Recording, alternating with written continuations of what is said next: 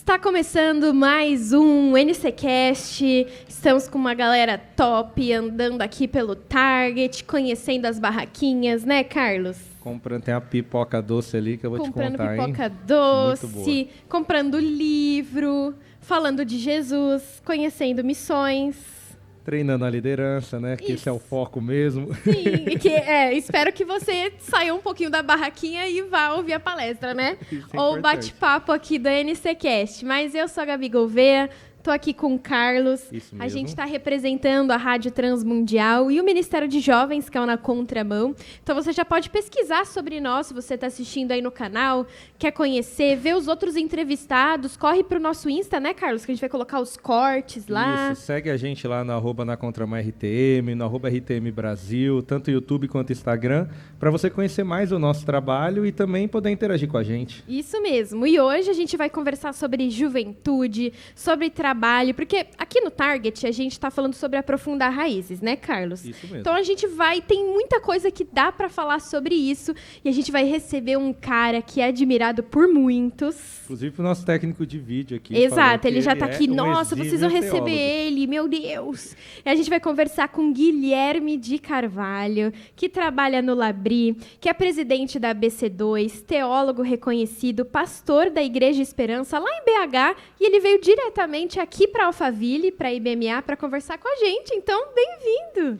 Muito obrigado, gente. É um grande prazer estar aqui com vocês e, pela segunda vez, participar de um podcast com a Transmundial. Muito bom. Em conferência, inclusive. Em conferência, exatamente. A gente tem que te levar para a rádio, né? A gente só te pega em conferência, assim, de bate-pronto, fala com a gente. Mas já é um começo. A conferência toda está falando de avivamento de uma maneira geral. Mas a gente viu que uma das suas plenárias, você vai falar de algo relacionado ao avivamento e afetos. Qual que é a ligação de verdade disso, né? Porque a gente sempre pensa em avivamento, fica geralmente um pensamento, um mover espiritual, uma renovação para a igreja avançar. O que tem a ver com os nossos sentimentos? Tem tudo a ver, absolutamente tudo a ver. Um dos mais famosos avivamentos da história foi o chamado Primeiro Grande Despertamento. E esse grande avivamento acontece no século XVIII, e um dos líderes desse avivamento é um teólogo chamado Jonathan Edwards, muito famoso. Inclusive escreveu um livro, que o título é O Tratado sobre as Afeições Religiosas, Religious Affections. E virou um clássico, porque nesse livro ele discute o que seriam os sentimentos e os afetos genuínos na espiritualidade cristã. E por que ele se preocupou com isso?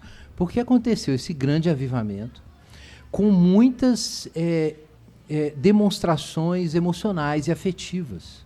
Então as pessoas choravam, as pessoas gritavam, tinha gente que ficava desesperada e de repente tinha uma experiência com Deus e entrava em transe, ou experimentava uma alegria profunda durante dias seguidos. O gosto das pessoas mudava, o paladar, digamos assim, mudava para prazeres e coisas comuns. E às vezes isso era genuíno, mas às vezes parecia que não era. Então ele viu muito emocionalismo, muito sentimentalismo. E aí ele parou e falou, eu preciso analisar essa questão. E aí ele foi estudar e escreveu o famoso Tratado das Afeições Religiosas, que é muito interessante, porque isso significa que nos primórdios da tradição evangélica há uma reflexão crítica sobre os afetos. Isso é muito importante. Ela tem uma dimensão teológica, uma dimensão filosófica, uma dimensão psicológica também, fenomenológica, de olhar e examinar como eram aqueles sentimentos, o que as pessoas diziam e estavam vivendo. Então, eu acho que isso é muito importante para nós, porque os cristãos evangélicos não começaram a pensar sobre afetividade ontem. Na verdade, a gente começou primeiro, mas pouca gente sabe disso. Antes da psicologia moderna, esse assunto já estava na mesa para a gente. E como que a gente pode pensar isso hoje? Porque a gente vê vídeo viral na internet e você, como um bom analista de cultura, sabe identificar os porquês. E sei lá, a gente está muito ligado à imagem, a gente compartilha, a gente recebe informação, assim, uma avalanche, às vezes não absorve nem um terço do que assistiu e acha que já tem conhecimento do mundo inteiro. Diante disso, da vida acelerada que a gente tem, de tudo que a gente consome, você acha que a nossa espiritualidade tá aonde? Aonde que a gente encontra isso? Para onde a gente vai? Com tanta influência, como ter afetos duradouros, relacionamentos estáveis, sendo que a gente não suporta nem viver de quem está do nosso lado. A gente recebe ligação hoje. Às vezes meu pai me liga e fala, pai, por que você me ligou? Ele, minha filha, quero falar com você. E eu, não, mas manda um WhatsApp. Então, tipo assim, nessa vida agitada, onde ficam os afetos e as relações, sabe? Que realmente mudam a gente. Não, a gente vive numa sociedade dos sentimentos, ou sentimentalizada, melhor dizendo. Mas isso tem relação com o avanço da sociedade de consumo. Porque a possibilidade que nós temos hoje de desenvolver experiências de prazer, de desfrute, tipo viajar, né? E você assistir filmes, e você ter experiências... Pensa, a gente não liga muito para isso hoje, mas eu lembro quando chegaram esses sistemas de surround, né? Que você usa... enfim, você tem várias caixas, então você tem uma experiência sensorial ampliada. A gente vem trabalhando nisso há muito tempo, e expandir a superfície das sensações. Tem um filósofo alemão, Christopher Turk, que escreveu um livro há alguns anos chamado Sociedade Excitada, que ele fala que a gente mudou, que antigamente se pensava assim. Ele vai lá no René Descartes, penso, logo existo. Depois isso mudou com o Berkeley para sinto, logo existo. Ou percebo, logo existo. Por causa da ênfase empírica. Mas no mundo moderno, por causa do modo como ele funciona, então ele faz uma brincadeira com isso. Eu sou percebido, logo existo. O mundo real é o mundo de sentir. É o mundo das percepções. Então, você precisa sentir e ser sentido o tempo inteiro. E nós temos toda uma indústria para fazer a gente experimentar prazer, para tirar a dor, para ter experiências novas, para o entretenimento, para não ficar entediado. Né? A tela é o paradigma disso, né? O exemplo disso. Então, numa sociedade do sentimento, isso é o paradoxo. A gente tem dificuldade com os afetos. Porque os afetos, no sentido clássico, os bons afetos têm a ver com você querer o bem, você querer trabalhar, você querer criar, você querer se conectar com as pessoas, você, enfim, ter uma família, você ter um amor na sua vida, você quer conexão. O afeto é para conectar. A gente não está mais usando os sentimentos para conectar. E a gente curto-circuitou o negócio. Então a gente busca muitas sensações, mas não muitas conexões. Então, paradoxalmente, fala-se muito de afeto e de afetividade. Mas quando você chega perto para olhar, as pessoas estão cada vez menos afetivas. Elas estão cada vez mais usando pragmaticamente umas às outras e buscando coisas. E as próprias pessoas viram coisas. Por quê? Eu uso as coisas enquanto eu sinto bem. Então começa aqui e termina aqui. O afeto não é isso, é uma conexão. Então nós temos um problema. Eu vou levantar essa bola na minha palestra, mas é exatamente isso que está acontecendo. É um curto-circuito do sentimento. Então não é exatamente afeto, é meio que pós-afetivo o negócio. É sentimentalista, mas é pós-afetivo. Até porque quando a gente se conecta, você está falando do sentimento, não vem só sentimento bom quando a gente se conecta verdadeiramente com alguém. A gente sente coisas ruins também. Exatamente. Tristeza, decepção. Então, relações são desafiadoras. As conexões são desafiadoras. Então, não dá para você só buscar bons sentimentos. Você tem que pensar em mais do que isso, né? E como a gente acha esse equilíbrio? Porque a gente está num mundo extremamente sentimental, mas a gente está discutindo aqui que tem poucas conexões. Quando a gente olha para o cristianismo de uma maneira geral, você tem igrejas mega sentimentais também, onde você tem que ter uma expressão de sentimento, as pessoas precisam sair chorando, senão o Espírito Santo não está naquele lugar, ou somos mega racionais. E quando a gente olha para a Bíblia, parece que tem que caminhar com as duas coisas. O nosso culto, ele é racional, o nosso Deus, mas a gente tem que adorar ele em espírito e em verdade. Como que eu acho um equilíbrio como ser humano, como cristão, de que eu ponho a minha razão aqui, mas eu também sinto algo por esse Deus. Não é simplesmente eu penso, mas precisa ter essas duas coisas juntas. Precisa. Eu acho que o que precisa acontecer é a gente pensar nos sentimentos como meios para um fim. Eles não são o fim, eles são meios. Quem ensina isso de um modo magistral é C.S. Lewis, em vários livros. Mas tem um livro dele que é muito legal, é Surpreendido pela Alegria. Que muita gente fala assim, eu estou precisando tanto ficar alegre, eu vou ler, fica sabendo que tem um livro de C.S. Lewis, vou ler, Surpreendido pela Alegria. E aí fica decepcionado. É mais triste. Porque ele não explica como você vai ser alegre. Mas a história que ele conta é a jornada dele. E a jornada dele foi de que ele teve umas experiências que ele chama de alegria. Ele nem crente era. E ele foi entendendo aos poucos que ele ficou buscando aquilo a vida inteira. E quando ele vai chegando no final da vida, ele vai entendendo que a alegria não era o objetivo.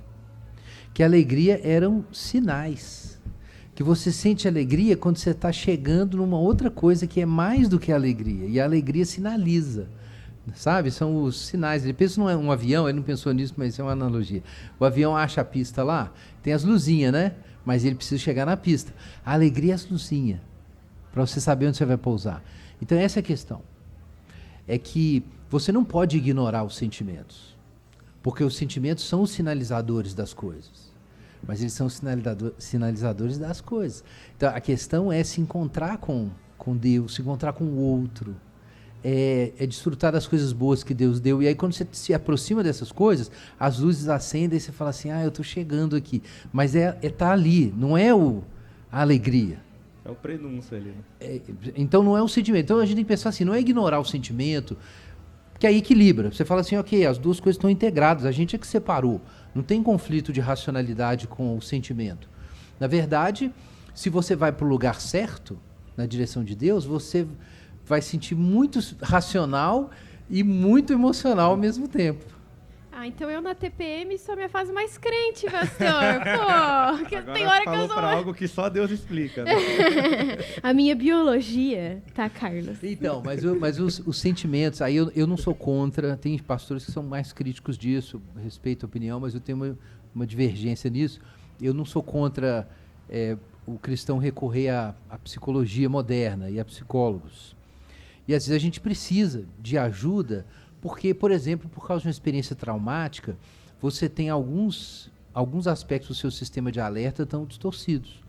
Então você pode sentir medo demais numa situação que não é para sentir. Ou você pode rir de uma situação que você não devia rir. Então, às vezes, tem um desajuste entre os sentimentos e a realidade. A grande questão na vida emocional e afetiva é ajustar os sentimentos à realidade. Eles têm que ser proporcionais. Então, se Deus te falar para ter medo de um negócio, você precisa temer. Se te falar para não temer, para não temer. Se você tem ira demais numa situação que você perde a capacidade de amar, então está desproporcional. Ou de repente você ama demais um negócio que você não devia amar tanto assim. Então, muito da vida cristã tem a ver com o quê? Ajustar os afetos. Às vezes eles estão desajustados por causa de uma questão hormonal, até neurológica, tá? Então a gente precisa de um médico, um especialista e tudo. Mas mesmo quando você trata nesse nível, tem um outro nível da vida emocional humana que é moral, que é o que você faz a respeito dos seus sentimentos. Porque de repente você sabe que você sente mal em relação a uma coisa que você não devia sentir mal. Você detesta uma lei de Deus que você devia amar. E aí você fala assim, eu não devia sentir isso. Então sua razão já conectou com Deus ali, mas seus afetos não estão acompanhando. Aí de repente você vai no terapeuta e descobre que você tem um trauma lá, que é por isso que você não consegue lidar com aquilo. Então é pecado, mas também é sofrimento psicológico, é os dois. Aí você tem que tratar os dois. Mas no final das contas, a questão emocional para o ser humano é ética. Uhum. Ele não pode ser tipo, eu sou um bicho aqui, me bateu um sentimento, eu vou fazer o que deu em mim. Não, você tem que tomar providências a respeito. Pedir ajuda dos outros. Isso é Entendeu? bíblico. Isso é bíblico. Às vezes você precisa ficar quieto mesmo. Tipo, Deus deixou Elias quieto lá, porque ele entrou numa deprê danada por causa das coisas. Burnout lá. Teve um burnout. Às vezes, você é ser humano, às vezes você vai precisar disso mesmo. O pastor Sidney até contou a história dele aí, que ele precisou de um tempo ali, né? De suporte. Isso mesmo. Tá tranquilo. Mas eu acho que é essa questão, entende? A questão dos afetos é muito importante para a vida cristã funcionar. Total. A gente quer chegar no aeroporto, mas se as luzinhas não acender direito, Difícil achar. a gente vai Vai ficar pousar. rodando ali, entendeu? Ou vai fazer um Vai pouso forçado. Vai acabar a gasolina. Exatamente. Exatamente, é muito importante. Pastor, eu queria saber, já que a gente está falando de afetos, uma vez uma amiga minha não cristã, ela estava procurando igreja, assim, conhecendo. Hoje ela ainda está conhecendo, eu oro muito por ela. E ela me disse uma frase que eu fiquei encucada. E eu lembrei dela agora. Ela me disse uma vez, essa igreja que eu fui, a outra, mas eu não quero ser refém das minhas emoções. Parece que lá eles querem me fazer entender tudo pelas minhas emoções. E eu saí de lá não entendendo nada. E aí fiquei, não ser refém das nossas emoções. Você acha que tem muita igreja que talvez tenha criado prisioneiros das emoções? Ao invés do oposto? Não sei. Por que ela ficou confusa assim, pastor? Como que eu posso conversar com ela sobre isso? Então, eu não sei bem as circunstâncias dela, mas isso pode ser verdadeiro. E não é só com igrejas que isso acontece, não. Isso pode acontecer num relacionamento amoroso. Sim. Às vezes dentro de uma família. Você entra num ciclo vicioso ali, que tem padrões de comportamento, de resposta, e você não consegue sentir outra coisa do que o que você sente. Porque você está preso ali no ciclo vicioso. Isso pode acontecer com amizades, e acontece na sociedade como um todo. A questão é que a gente tem, assim, grosso modo, a gente tem dois sistemas, né? Tem um sistema analítico, né? Que o pessoal chama de sistema 2, e tem um sistema mais antigo no nosso estrutura neurológica, o sistema 1, né? O sistema da intuição, do automatismo, da resposta rápida, da programação pronta, né? Então, por isso que criança chora, porque aquilo já ou sente fome e chora. E aquilo é o sistema 1 funcionando, né? Às vezes a gente brinca assim, né? Claro que eu não estou negando de forma alguma, o ser humano foi criado à imagem de Deus. Só uma analogia. É como se fosse um jacaré com um macaco em cima. O macaco é inteligente, o jacaré é instinto. E às vezes o jacaré toma conta, que você vai pelo sentimento. A questão é que a gente tem criado uma sociedade que tem um pensador chamado Byung-Chul Han que fala isso. Uma sociedade em que esse sistema da excitação, do entretenimento, do prazer, do consumo, da internet, enfim, esse sistema ele consegue acessar diretamente o nosso sistema 1. O sistema límbico. E vai direto lá. Isso não é difícil de entender, tá? Você está aqui cuidando da sua vida, né, fazendo podcast, aí alguém faz uma comida muito gostosa e o cheiro chega. E aí você saliva. Assim, por que eu estou salivando? Eu não planejei isso. Não estava pensando em tava coxinha. O técnico já começou a salivar só para você citar. Sabe o que é isso? É o sistema 1. Ele faz parte da vida. Deus criou esse negócio. Mas aí a gente tem um negócio que os outros criaturas não têm, do mesmo jeito. A gente tem o sistema 2, né? Tem o córtex pré-frontal, né? O pessoal fala, a gente pensa, critica, analisa, julga, fala assim, não, você não é um jacaré, você vai se controlar e vai esperar a hora do almoço. Você não vai largar o podcast no meio por causa do cheiro da paella. Não mesmo, hein? Entendeu? Bom, aí eu não sei o gosto da comida, de cada um, né? Mas você não vai fazer isso, porque você não é um bicho, não é um cachorro, não é um gato, você tem esse negócio. Mas a gente está criando um sistema na sociedade que manipula o seu jacaré interior. Você aprende a seguir o que você está sentindo e não dizer não. E aí você não dá conta de frustração nem nada disso. Vamos viver o hoje, né? Demais. E, claro que isso tem áreas, tá? Em algumas áreas a nossa sociedade é super puritana, mas em outras áreas ela desconta. Então, a sexualidade é uma dessas áreas. Você é ensinado que você não precisa usar o seu córtex pré-frontal, não. Quer dizer, só em algumas situações, tipo se não tem consenso e tal, aí você tem que se controlar para respeitar o outro. De resto, vira bicho. Tirando isso, é jacaré. Pode ser qualquer coisa. E não tem lógica. Enfim, não tem raciocínio. Mas o Byung-Chul Han fala isso, que a gente está criando uma sociedade que ela impõe padrões de resposta, você é treinado, você é viciado em coisas. Porque vai direto. E funciona assim em vários setores, principalmente no entretenimento. E aí vem o perigo que a gente tem, é um risco. Porque a gente não pode também virar, tipo assim, um puritanismo legalista, ruim, né? Eu gosto muito dos puritanos, eu não vou nem usar essa expressão, né? Esquece a expressão puritana. Legalista. E que vai dizer assim, não, a gente não pode ter absolutamente nada que afete os sentimentos. Isso nem faz sentido. Tem poesia nos Salmos. A poesia é uma forma de comunicação que atravessa, ela não apela só para a sua razão, ela apela para o sentimento. A gente vai voltar para aquele filme lá, acho que é 1984, né? Que era todo mundo guardadinho assim, não podia ter emoções, e vigiado, né? reprimido. A gente não está vivendo isso aí. Isso era mais uma União Soviética, um negócio assim. Mas a gente está vivendo uma outra coisa, que é esse apelo direto à emoção, e você fica mimado, você fica mal acostumado, você fica condicionado. E eu acho que também acha que sua vida é baseada em prazer, né? E não é, cara, é de decepção também, pô. Também. Aí o que acontece? Igreja. A igreja também não tem que falar assim, ok, pra gente não cair nesse risco, vamos fazer um culto bem chato e intelectualizado. Não faz sentido. Não faz sentido. Mas também não faz sentido para você acompanhar essa tendência da sociedade límbica, né? O Byung-Chul Han chama isso de psicopolítica. É uma administração dos processos que ignora a sua dignidade como ser racional e manipula seus sentimentos. Ai, que ruim. Então, a gente não pode fazer isso também com a religião, com a fé. Você eliminar a reflexão, eliminar o elemento de juízo moral, de compromisso moral de hábitos, de discipulado e tal, para ficar na manipulação emocional. Mas não pode também ir para o outro lado. Tem que achar um equilíbrio aí, tá? Então, também ir para uma igreja que não apela para os seus sentimentos, Jonathan Edwards já dizia no século XVIII, a religião verdadeira é feita de afetos. Então também não dá para ignorar os afetos. Então não tem problema chorar na igreja, Não. gritar no meio da música, estender a mão, Não talvez tem problema. orar ajoelhado, tá Não. tudo bem. Não tem, mas aí se na hora de ter uma exposição da palavra, depois de 20 minutos você não aguenta mais, então você já foi mal acostumado. Sim, já é um problema. Já é um problema. Se eu não me engano, Bauman fala da modernidade líquida, que Sim. a gente está derretido os nossos valores, né? Alguns já disseram que a gente está até além da pós-modernidade.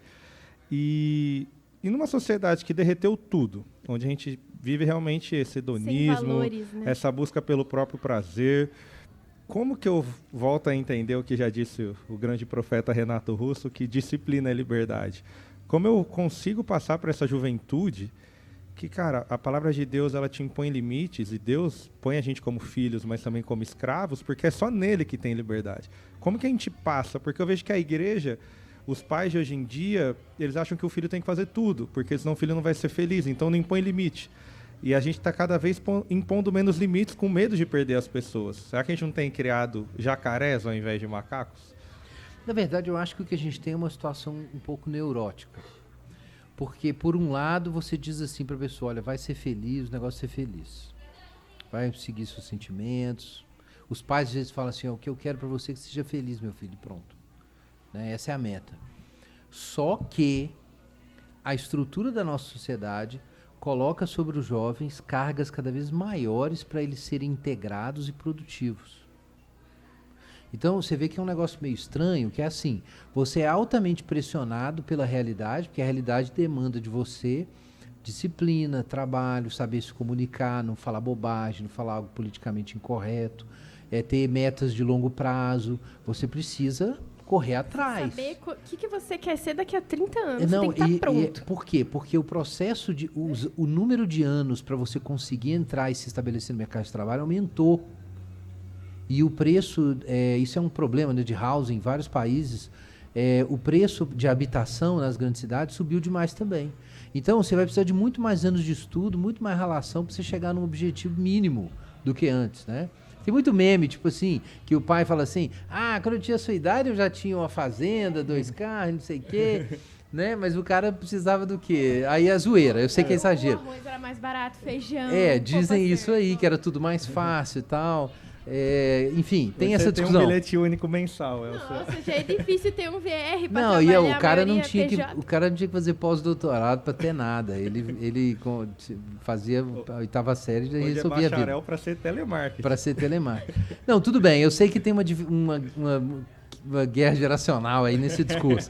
Mas o que é o ponto? É que tem essa demanda imensa, e aí do outro lado, no entretenimento, fala assim, vai ser feliz, segue os seus desejos, não sei o quê. E também que você fica num ciclo vicioso, assim, que você trabalha loucamente para quê? Para você poder soltar a franga do outro lado. E isso é um negócio neurótico, mano. Sabe? Você ficar nesse ciclo, parece meio hipócrita. É uma sociedade que quer a sua felicidade, mas tá te espremendo, entendeu? Exato. Tá te espremendo. E ao mesmo tempo, precisa soltar de outro lado, E né? afasta a gente do propósito redentivo, né? Porque a gente só consegue ser salvo, ser liberto e sentir a alegria verdadeira quando a gente entende que é pequeno, que é pouco, que é pecador. Quando a gente sofre e vence a dor, né? Se a gente nunca sente dor, a gente nunca sofre e não aceita que é pecador, a alegria verdadeira nunca vai vir. Então, mas aí o paradoxo é que o sofrimento está acontecendo. É a sociedade que mais fala sobre você ser do seu jeito. Uhum. Você agora, finalmente, todo mundo era reprimido. Finalmente agora, todo mundo está livre para você ser Livre. quem você é. E a depressão Mas lá por em que cima, os né? índices de depressão, síndrome do pânico e Suicídio. ansiedade são maiores dos jovens do que as gerações anteriores? E por que agora, acho que foi em São Paulo, a quantidade de... Não foi que não. Mas enfim, saiu uma reportagem essa semana. Quantidade de crianças reportando ansiedade superou pela primeira vez de adultos. Reportagem agora do Estadão ou da Folha. Como que pode um negócio desse? Os mais livres são os mais depressivos. Então, a questão é que é a finitude, entendeu? Você não pode tudo no mundo do trabalho, do sucesso e tal, e não pode tudo no mundo do prazer e do bem-estar. Você não pode tudo. Quando você tenta tudo de um lado e tenta tudo de outro, você vai quebrar. Então a gente não pode tudo. Você é uma criatura. Você tem limites, você precisa das outras pessoas. Você precisa abraçar a sua criaturidade. Aí a sabedoria cristã vai muito na frente da resposta que um psicólogo secular hoje daria. Porque o máximo que ele vai fazer é tentar te ajustar para viver nesse mundo. Mas o cristianismo te dá uma outra possibilidade, que é entender com Jesus que você não pertence a esse mundo. Você pertence ao reino, é outro projeto. Por isso que a minha psicóloga é cristã. Muitas vezes é a melhor opção. Sabe aquela notícia chata? Não, Carlos. Vamos tirar o Carlos. Sai, Carlos, cadê a Lara? Cadê o Kim?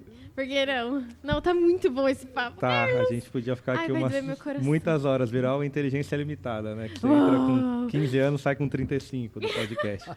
Mas Horas. deu o nosso tempo, Gabs. Deu nosso tempo, mas Pastor Guilherme, obrigada demais. A gente espera que você venha pro NCCast, viu, na RTM, pra gente gravar um episódio longo. Tá bom, muito bem. Muito obrigado pelo convite, oportunidade, as perguntas boas. E vamos aprendendo aí sobre afetividade e fé. E é isso, ó, gente. Pesquisa sobre o Labre, vale muito a pena.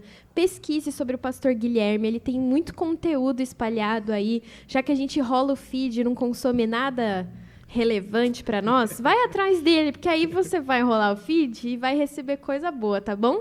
Corre na descrição do episódio, conheça mais sobre nós e a gente volta com muito conteúdo ainda aqui no Target.